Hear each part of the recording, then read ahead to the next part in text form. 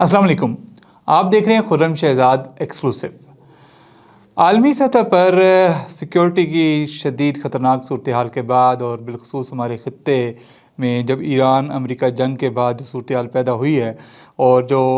तेल की कीमतें आलमी मार्केट में बढ़ी हैं, उसके बाद हुकूमत पाकिस्तान ने 55 रुपये फ़ी लीटर पेट्रोल में इजाफ़ा किया है, जिसके बाद हुकूमत पर शदीद तनकीद हो रही है। और ये 55 रुपये जो पेट्रोल और डीज़ल की कीमत में इजाफ़ा है, उसके बाद से जो अशियाए ज़रूरिया हैं उनकी कीमतें भी आसमान से बातें कर रही हैं और महंगाई जो है वो सर चढ़ कर बोलना शुरू हो गई है। बसों के किराए, सब्ज़ी, फ्रूट और दीगर जितनी भी अशियाए ज़रूरिया हैं, उन तमाम की कीमतें बढ़ चुकी हैं। इस सब के बीच आज हुकूमत पाकिस्तान गौर कर रही है कुछ नई रिफॉर्म लाने का, जिसके ज़रिए जो पेट्रोल है उसको बचाया जा सके और कम से कम पेट्रोल और डीज़ल इस्तेमाल किया जाए, ताकि जो ये जंग का सिलसिला है इस दौरान पेट्रोल बचाकर कम लागत से ज़िंदगी गुजारी जाए। और इस सिलसिले में आज वफाकी हुकूमत का एक बहुत अहम इजलास हो रहा है इस्लामाबाद में, और इसके साथ साथ पंजाब हुकूमत और केपी हुकूमत ने भी कुछ इस्लाहात मुतारफ़ करवाई हैं और कुछ ऐसे स्टेप्स लिए हैं जिस पर अमल किया जाएगा इस दौरान, इस सारा जो क्राइसिस है इस दौरान। इस पर हम बात करेंगे। इसके अलावा हम बात करेंगे आज पाकिस्तान ने सऊदी अरब से एक 20 अरब डॉलर का पैकेज मांग लिया है, जो कि कहा यह जा रहा है कि जंग की सूरत हाल से पहले के ये दरख्वास्तें 8 दरख्वास्तें दी हैं पाकिस्तान ने सऊदी अरब की हुकूमत को। तो कहा यह जा रहा है कि उससे पहले दी थी, लेकिन उसका जो अभी ताल्लुक़ है वो इस जंग से भी जोड़ा जा रहा है। माहिरीन ये कह रहे हैं कि इस जंग में जो माशी सूरत हाल पाकिस्तान की ख़राब हो सकती है, उसके तनाज़ुर में ये दरख्वास्तें की गई हैं। ये क्या मामला है, क्या दरख्वास्तें हैं, उनमें क्या क्या मांगा गया है, इस पर बात करेंगे। और फिर हम बात करेंगे आखिर में टीटीपी दहशतगर्दों की अफ़गानिस्तान में सिफारती जो इलाका है काबुल में, उसमें पनाह की। कहा जा रहा है कि बहुत से टीटीपी कमांडरों को अफ़गान तालिबान ने काबुल के सिफारती इलाके में पनाह दी है ताकि पाकिस्तान उन पर अटैक ना कर सके। उसके बारे में भी हम तफसीलात का जायज़ा लेंगे, लेकिन सबसे पहले आप सब्सक्राइब कर लें खुर्रम शहजाद एक्सक्लूसिव को।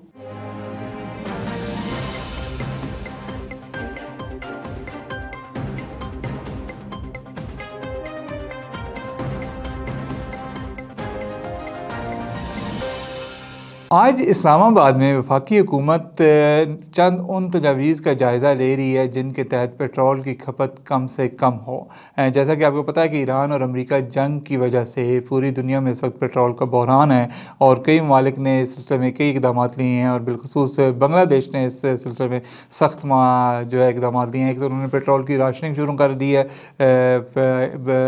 पेट्रोल पम्प से बहुत कम पेट्रोल दिया जा रहा है मोटरसाइकिलों और गाड़ियों को, और दूसरा पेट्रोल महंगा भी हुआ है। पाकिस्तान ने ऑलरेडी पेट्रोल महंगा कर दिया है, लेकिन इसके साथ हुकूमत जो है वो चाह रही है कि पेट्रोल महंगा तो हो गया है, लेकिन उसके बावजूद वो कुछ ऐसे इक़दाम उठाए जिससे पेट्रोल और डीज़ल कम से कम खर्च हो, और जब तक ये क्राइसिस चलता है पेट्रोल और डीज़ल की बचत करके जो है आसानी पैदा की जाए ताकि कम से कम पाकिस्तान को ईंधन ख़रीदना पड़े। अभी तक हतमी फ़ैसला का ऐलान नहीं किया हुकूमत ने, लेकिन जो इतलात आ रही हैं उनके मुताबिक इस बात पर गौर किया जा रहा है कि पूरे मुल्क में वर्क फ्राम होम करार दिया जाए और जो हफ्ता है जो वर्किंग वीक होता है उसको 5 से 6 दिनों से कम करके 4 दिनों का कर दिया जाए, और वो भी अल्टरनेट डेज़ पे जो है दफातर में आमद हो, एक दिन वर्क फ्राम होम हो और एक दिन ऑफिस से काम हो। तो इस सिलसिले में मुख्तलिफ तजावीज़ पर जो वफाकी हुकूमत है वो गौर कर रही है, लेकिन सूबे भी अपनी अपनी जगह पर गौर कर रहे हैं, और पंजाब और केपी हुकूमत ने इस सिलसिले में कुछ इक़दाम का ऐलान भी किया है। अब तक सामने आने वाली इत्तलात के मुताबिक पंजाब हुकूमत इस बात पर गौर कर रही है कि ईद के बाद स्कूलों और तालीमी इदारों में ऑनलाइन क्लासेस शुरू करे, और उसके अलावा सिविल सेक्रेटेरिएट के जो मुलाजमीन हैं उनके लिए वर्क फ्राम होम पॉलिसी पर मुशावरत हो रही है। और ये भी देखा जा रहा है कि जितनी भी मीटिंग्स होंगी वो सारी 100% ऑनलाइन कर दी जाएँ, और जो वर्कर्स हैं उनको भी वर्क फ्राम होम करने की कहा जाए ताकि पेट्रोल की बचत हो सके। इसके साथ साथ केपी गवर्नमेंट ने तो इक़दाम का ऐलान भी कर दिया है, और उन्होंने 2 माह के लिए एक फ्यूल बजट प्लान नाफिज किया है, जिसके तहत सरकारी महकमों में तमाम मीटिंग्स को 100% ऑनलाइन कर दिया जाएगा, और दफातर में 50% جو ہے لوگ وہ ورک فرام ہوم کریں گے، اور ایک وقت میں یعنی کہ 50% لوگ صرف دفتروں میں آئیں گے، باقی 50% گھروں سے کام کریں گے۔ اس کے علاوہ انہوں نے سرکاری گاڑیوں کا جو فیول الاؤنس تھا اس میں بھی 25% مزید کمی کر دیا ہے۔ مزید اس لیے کہ 25% پہلے ہی کے پی میں کم دیا جا رہا ہے فیول الاؤنس، جو کہ کووڈ کے دنوں سے نافذ تھا اور اس کے بعد اس کو واپس نہیں کیا گیا تھا، اور اب 25% مزید کم کر دیا گیا، جس کے بعد یہ فیول الاؤنس 50% کم ہو گیا۔ تو اس طرح جو ہے وہ کے پی کی حکومت جو ہے وہ پیسے بچانے کی کوشش کری ہے اور ایندھن بچانے کی کوشش کری ہے۔ اس کے ساتھ ہی انہوں نے کہا ہے کہ شفیع جان صاحب نے آج ایک اسٹیٹمنٹ جاری کی ہے، جو وزیر اطلاعات ہیں کے پی کے، انہوں نے کہا ہے کہ وی آئی پی پروٹوکول گاڑیوں اور ہیلی کاپٹر کے غیر ضروری استعمال میں بھی بڑی کمی کا فیصلہ کیا ہے، اور سرکاری اخراجات میں کفایت شعاری، غیر ضروری تقریبات اور سرکاری ڈنرز پر پابندی بھی لگا دیا گیا ہے، اور اس کے علاوہ جمعہ کے دن تمام تعلیمی ادارے بند رکھنے کی اور ورچوئل کلاسز کی تجویز بھی زیر غور ہے۔ یہ تو وہ اقدامات ہیں جو پاکستان میں مختلف حکومتیں لے رہی ہیں، لیکن اس کے ساتھ ساتھ وفاقی حکومت نے سعودی عرب کو 8 درخواستیں دی ہیں، اور انہیں کہا ہے کہ ہمیں ان درخواستوں کو منظور کر کے ہمیں معاشی ایک پیکیج دیا جائے جو تقریباً $20 ارب کا بنتا ہے، اور تاکہ پاکستان کی معاشی مشکلات جو کم ہو سکیں، اور یہ معاشی مشکلات ابھی ایران امریکہ جنگ کے تناظر میں بھی بڑھ گئی ہیں۔ تو پاکستان کی جو درخواستیں ہیں ان میں ایک تو یہ ہے کہ جو کم عرصے کے لیے $5 ارب کے جو ذخائر تھے وہ جو سعودی عرب نے پاکستان میں رکھے ہوئے ہیں ان کو 5 سال سے بڑھا کر 10 سال کر دیا جائے، طویل مدت کر دیا ہے، اس میں کنورٹ کر دیا جائے۔ اور دوسرا جو پاکستان کو جو تیل ملتا تھا ڈیلیڈ ادائیگیوں کے، یعنی کہ تیل مل جاتا تھا اور اس کے پیسے ہم بعد میں دیتے تھے، ادھار سمجھ لیں، ادھار پہ جو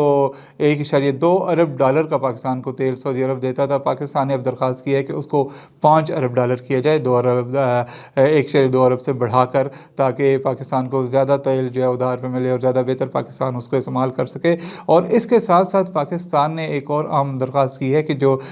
پاکستانی وہاں پہ کام کر رہے ہیں سعودی عرب میں، پاکستانی شہری، ان کی $10 ارب کی جو رقوم ہے ان کی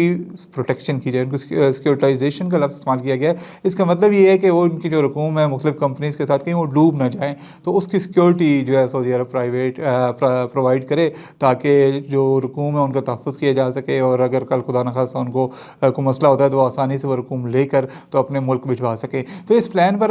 غور ہو کر سعودی عرب ابھی تک اس میں ہمیں نہیں پتا کہ یہ درخواستیں یقیناً منظور ہو جائیں گی، لیکن کس حد تک منظور ہوں گی، کتنی منظور ہوں گی، اس کا ابھی تک اعلان نہیں کیا گیا۔ اس بارے میں مختلف ماہرین کی مختلف آراء آ رہی ہیں۔ کچھ لوگ یہ کہہ رہے ہیں کہ یہ چونکہ موجودہ صورتحال انتہائی خطرناک ہے اور پاکستان کو خدشہ ہے کہ معاشی طور پر بہت نقصان ہونے والا ہے، اس لیے پاکستان جو ہے وہ اس نے یہ درخواستیں جمع کروائی ہیں، لیکن کچھ لوگ یہ بھی کہہ رہے ہیں کہ یہ درخواستیں پہلے سے دی گئی تھی سعودی عرب میں اور اب ان پہ پروسیس شروع ہوا ہے، اس کا موجودہ جنگ سے کوئی تعلق نہیں ہے۔ بہرحال دیکھتے ہیں سعودی عرب یہ درخواستیں منظور کرتا ہے نہیں کرتا،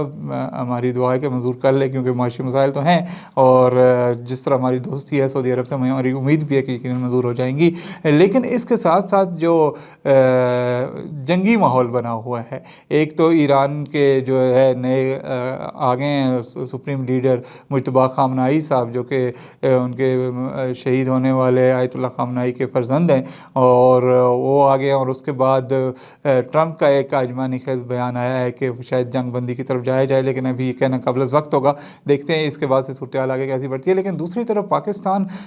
بھرپور کارروائیاں جاری رکھے ہوئے افغانستان میں، اور اب تازہ ترین اطلاعات یہ آ رہی ہیں کہ افغان طالبان جو ہیں انہوں نے ٹی ٹی پی جو تحریک طالبان پاکستان جو کہ فتنۃ الخوارج ہے، اس کو بہت زیادہ انہوں نے پناہ دی ہوئی ہے کابل کے سفارتی علاقے میں، جو ایمبیسیز ہیں دوسرے ملکوں کے سفارت خانے ہیں ان کے قریب ان کو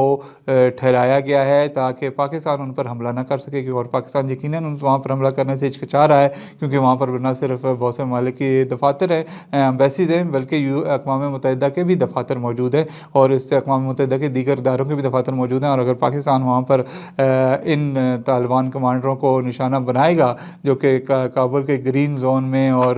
ان کے جو ہے ایک اور علاقہ وہاں پہ کابل میں صدارتی محل کے قریب وزیر اکبر خان کا علاقہ ہے جو جس گرین زون میں وہ بھی آتا ہے، اس میں اگر پاکستان نشانہ بنائے گا تو ظاہر ہے وہاں پہ کچھ ایسے افراد غیر ملکی بھی ہو سکتے ہیں اور سفارتخانوں کا حملہ ہو سکتا ہے جو اس کی زد میں آ سکتا ہے، اس لیے پاکستان اس کو ہچکچا رہا ہے وہاں پر نشانہ بنانے سے۔ ہماری اطلاعات کے مطابق جو وہاں پر ٹی ٹی پی کے کمانڈر جو گرین زون میں موجود ہیں، ان میں